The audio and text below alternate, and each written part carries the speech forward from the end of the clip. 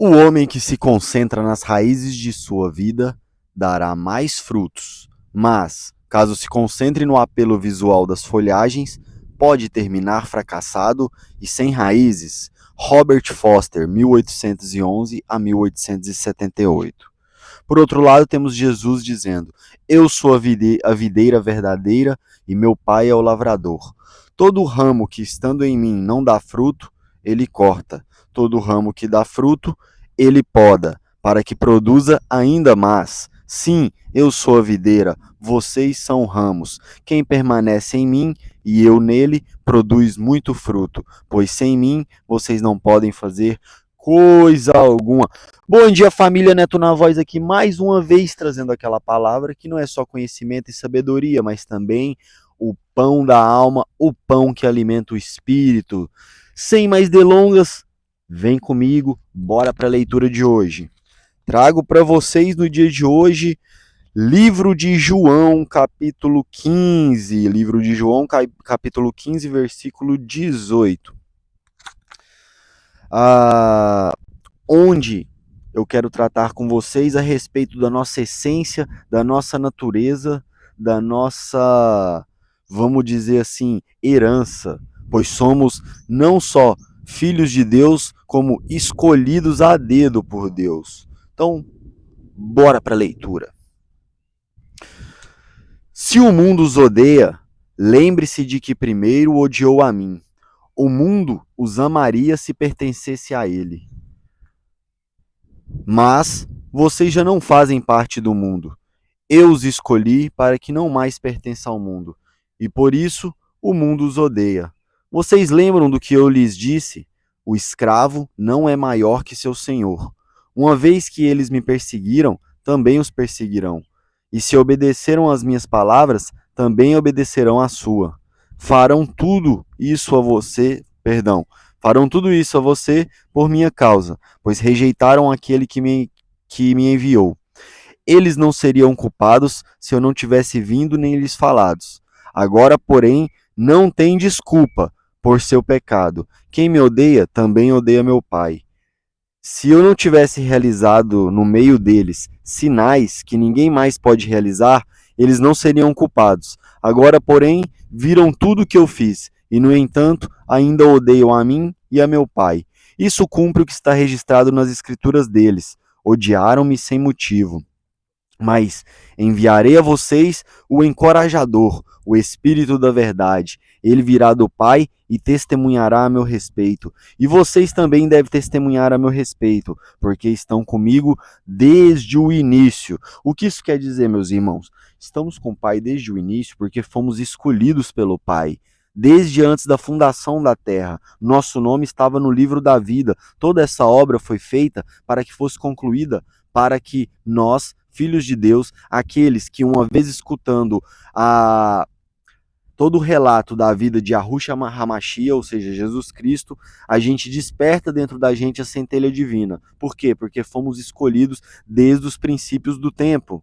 Desde os princípios. Aquele que tem a Cristo, aquele que tem a energia do Pai, aquele que está conectado à raiz, existe várias maneiras de falar a mesma coisa, mas a verdade é, aquele que está conectado a Deus, que tem suas raízes adâmicas, que está conectado ao Pai, esse jamais se desligará, esse ouvirá o chamado, jamais se desligará, a não ser que ele escolha, a não ser que ele opte. O mundo nos distanciou de Deus, o mundo nos criou em um ambiente totalmente contrário de Deus, e a gente, por mais que tenha se afastado, a gente ficou ligado por aquela fina corda. Mas aqui, como diz nas Escrituras, e como Jesus enfatiza, ele deu o exemplo, ele mostrou com sua vida que ele era mandado pelo próprio Deus, pelo próprio Pai, através de tudo aquilo que ele fez. E as pessoas continuam a duvidar até os dias de hoje. Até os dias de hoje. As escrituras continuam se cumprindo, as escrituras deste livro, Gente, eu não estou falando da Bíblia impressa no ano de 2000, 2010, 2020, não. Eu estou falando que esses mesmos escritos estão em documentos de mais de 2.500 anos, quando se trata do Antigo Testamento, quando a gente trata dos manuscritos do Mar Morto. Tá tudo escrito lá e tudo se cumprindo, inclusive nos dias de hoje, meus irmãos. Nos dias de hoje, aquele que ignora que existe um livro, que existe documentos históricos, documentos arqueológicos que relatam fatos que estão acontecendo nos dias de hoje, primeiro, pode ser por falta de informação e essa pessoa nega a Cristo porque não tem profundidade nenhuma no conhecimento da palavra, não sabe nem das profecias, muito menos de todos esses acontecimentos que vêm sendo realizados atualmente ligados a profecias bíblicas. Segundo, pode ser por dissonância. Por que dissonância? Porque essas pessoas estão desligadas da raiz, elas estão desligadas do Pai, elas estão desligadas pelo pecado, não somente pelo pecado, porque pecar é como se fosse assim, somos crianças indo para a fase adulta e no decorrer dessa caminhada existe erros, existe aprendizados, isso é o pecar. Mas agora é diferente daquele que peca por ignorância ou por um mau aprendizado, ou, sabe, peca pelo decorrer da sua trajetória, da sua jornada. E existe aquele que, consciente do erro, consciente do pecado, não se esforça em não pecar. Pelo contrário, se orgulha do pecado. Tem o pecado como alegria, tem o pecado como orgulho. Ele não se arrepende, ele não tenta melhorar. O que diferencia aquele que busca a Cristo do que está cortado com as raízes é o arrependimento. Porque pecar todo mundo peca, meu irmão, mas arrepender só aquele que ainda está com as raízes conectadas. Aquele que não se arrepende, aquele que se orgulha, é porque já se desconectou. E aquele que carece de informação, isso está acabando. Isso é o amadurecimento do trigo, isso é as dores do parto, isso é o princípio de Apocalipse, a mensagem verdadeira chegando a todos. Inclusive é o que estamos fazendo aqui agora, levando a mensagem verdadeira a todos, para que cada um possa por si só, através de seu livre-arbítrio, escolher permanecer na desobediência e amar o pecado, ou buscar o arrependimento. Buscar o arrependimento significa que você não vai pecar mais? Não. Significa que você está em desacordo com a conduta errada que você vem levando. Significa que você reprova a conduta pecaminosa. Significa que você está disposto a tomar uma nova conduta, a mudar o seu jeito de agir. Vai mudar do dia para a noite? É óbvio que não. É óbvio que não. É uma trajetória, é uma jornada que precisa ser galgada, como um esporte a ser aprendido. Existem etapas, existe esforço, existe disciplina. É necessário que exista uma busca constante, uma busca com disciplina, uma busca que traga consistência. Consistência na busca é o que trará o aperfeiçoamento moral. Mas vamos continuar a leitura e vocês verão como as pessoas negligenciam a palavra, porque se buscassem a palavra a fundo, não caía na mentira de falsos líderes e perceberia o quanto a Bíblia é verdadeira, e até os dias de hoje ela vem relatando profecias e mais profecias que estão sempre se cumprindo. Ou seja, como um relato antigo, um artefato arqueológico, manuscritos de mais de 2.500 anos poderiam prever com extrema exatidão acontecimentos futuros, se não advindas do próprio Criador de todas as coisas. Pois é, meus irmãos. Abra teu olho, busque conhecimento nas escrituras sagradas, no verdadeiro conhecimento. Medite na palavra, ganhe energia. Deus nos dá coragem, nos dá força, nos dá ânimo. Se você está aí desanimado, desgostoso da vida, não, sem propósito, sem sentido, meu irmão, é justamente porque você ainda está conectado a Deus, suas raízes estão em Deus, mas você está vivendo no mundo. E o mundo não faz sentido nenhum para aquele que é conectado a Deus. É totalmente sem sentido, é como se você estivesse buscando algo que nem você mesmo sabe por quê, nem você mesmo vê sentido nisso. Então, entregue sua vida a Yahushua HaMashiach, dada a devida importância a ele, que uma vez estudada a vida dele, você não terá dúvidas que não existiu pessoa mais incrível nesse mundo para além de Jesus Cristo, cujo nome hebraico é Yahushua HaMashiach. Continuando a leitura. Eu lhes digo estas coisas para que não desanimem da fé, pois vocês serão expulsos das sinagogas e virá o tempo em que aqueles que os matarem pensarão que estão prestando um serviço sagrado a Deus. Isso me lembra muito o Estado Islâmico, que mata em nome de Deus. E também as cruzadas que mataram em nome de Deus, que mataram em nome de Deus. Justificaram a escravidão, mataram em nome de Deus, fizeram para além das cruzadas, a Inquisição, que torturava e matava pessoas em nome de Deus. Ou seja, falar de Deus, até o capeta fala. Agora, seguir a Deus, acreditar nele, ter fé e buscar com perseverança todos os seus ensinamentos, todos os seus conceitos, gera arrependimento. As pessoas não querem se arrepender porque isso mostra que elas estavam erradas. E as pessoas são orgulhosas. E as pessoas não querem nunca estar erradas. Elas não querem admitir que fomos enganados. Ela prefere perpetuar na mentira do que admitir, caramba, o mundo me enganou, eu cresci no engano, que mundo é esse, cara? Que eu vivi até agora, achava que estava fazendo uma coisa e na real estava fazendo outra, totalmente enganado. Admita, irmão, antes que seja tarde, fomos enganados. Eu, você, a maioria da população, fomos enganados.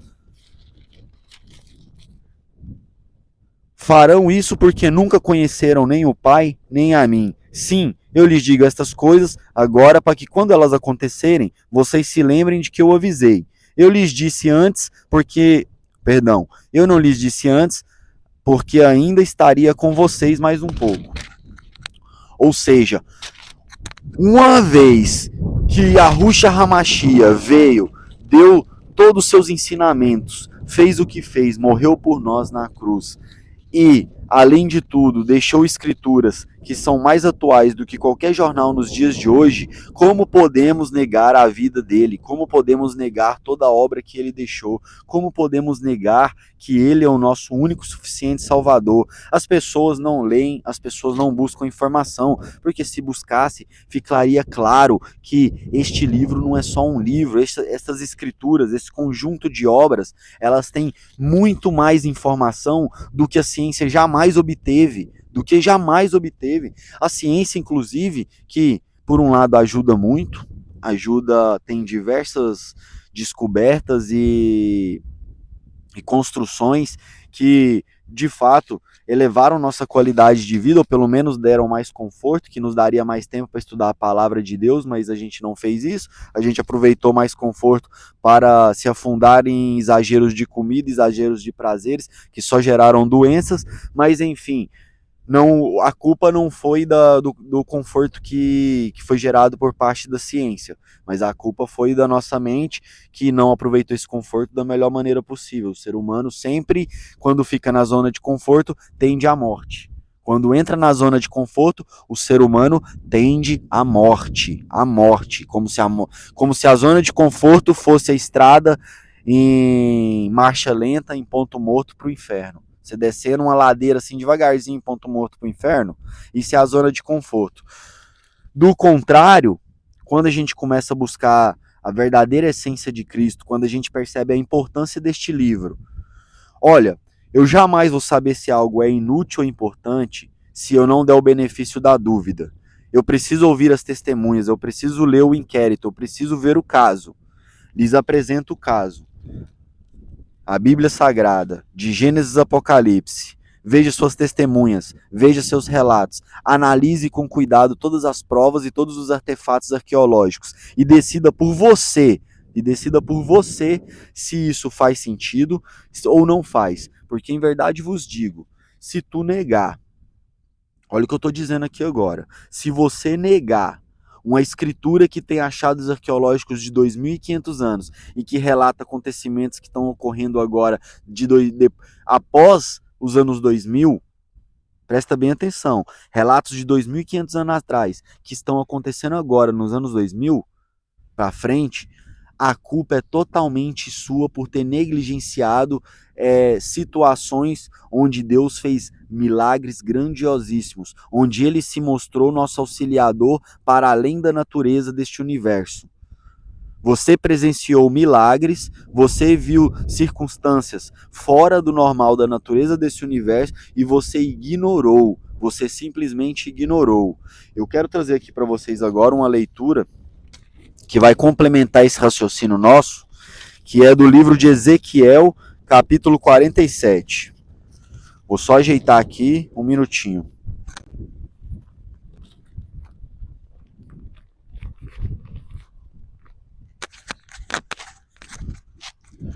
Muito bem.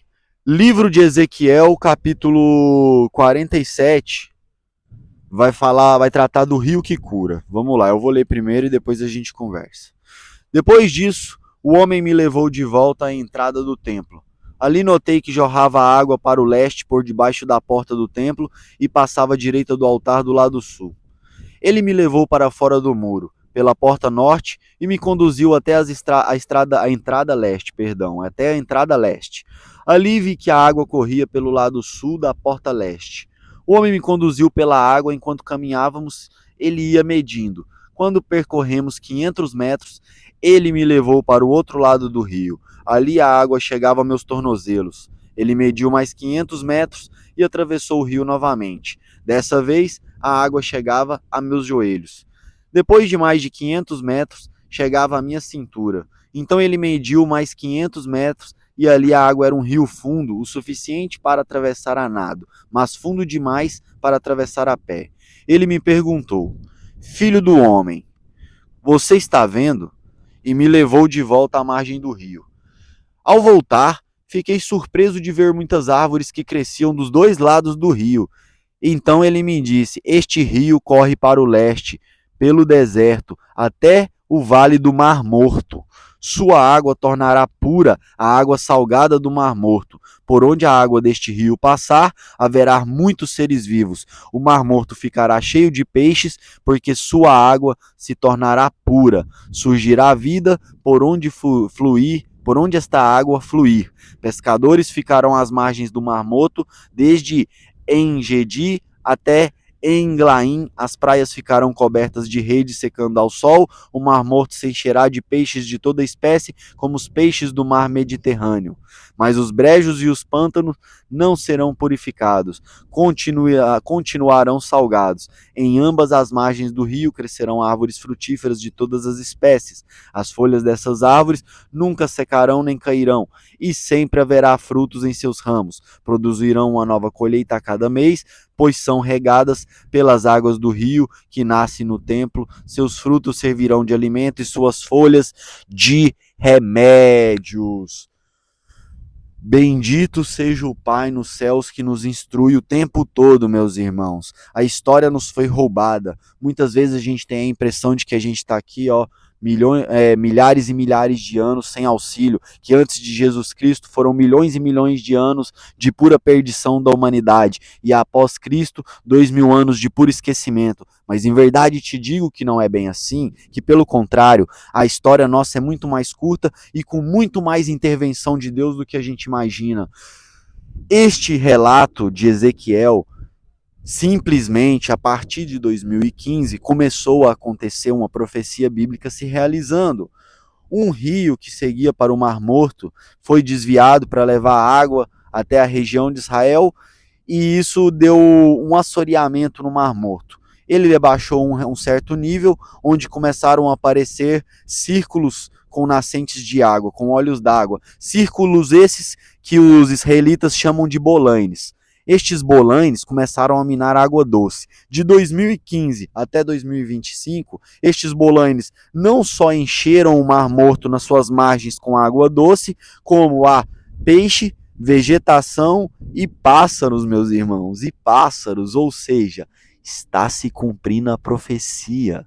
Está se cumprindo a profecia. Mais uma dentre tantas. Como isso é capaz? A ciência, que é uma série de postulados, que vive se contradizendo, vive entrando em novas narrativas, porque as antigas não servem mais a partir de novas evidências. As pessoas confiam cegamente. A Bíblia, que tem os mesmos relatos há mais de 2000 anos, tem manuscritos de mais de 2.500 anos. Os relatos continuam se provando verdadeiros.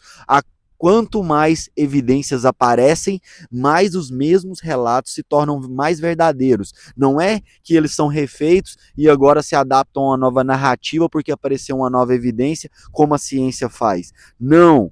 Pelo contrário, aparecem novas evidências e corroboram para velhas narrativas, para as mesmas narrativas. Por que eu comparo com a ciência, meus irmãos? Não é porque eu sou contra a ciência ou porque eu pego no pé da ciência. É porque as pessoas acreditam piamente na ciência, acreditam cegamente nela, enquanto ela tem uma taxa de erro gigante, muito maior do que a Bíblia. Porque a Bíblia, o que ela ainda não se explicou, irá ser explicado. Não tenho dúvidas, porque tudo até agora que as evidências apareceram e mostraram, corroboram para a verdade da Bíblia, mostrando que ela é verdadeira.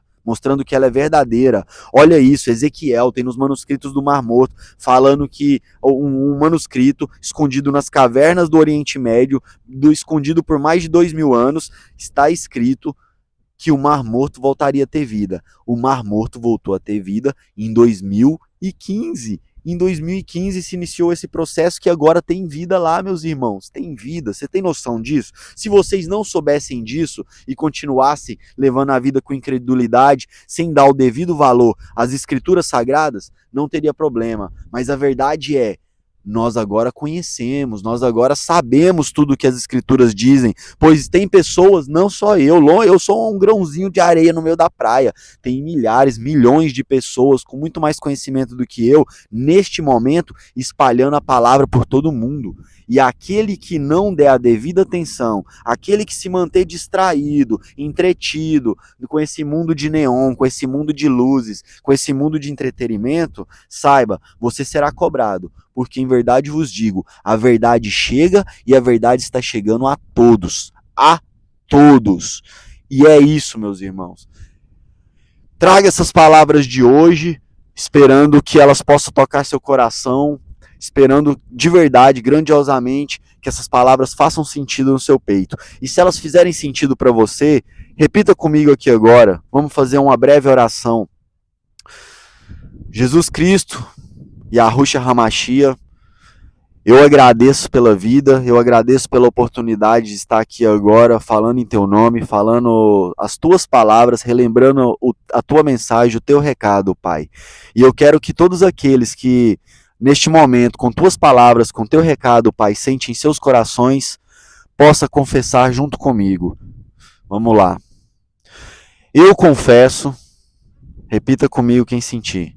Jesus Cristo, cujo nome em hebraico é Yahushua Hamashia, como meu único e suficiente Salvador. Assim é. Tamo junto, família, e como eu sempre digo, é só o começo. Valeu, galera!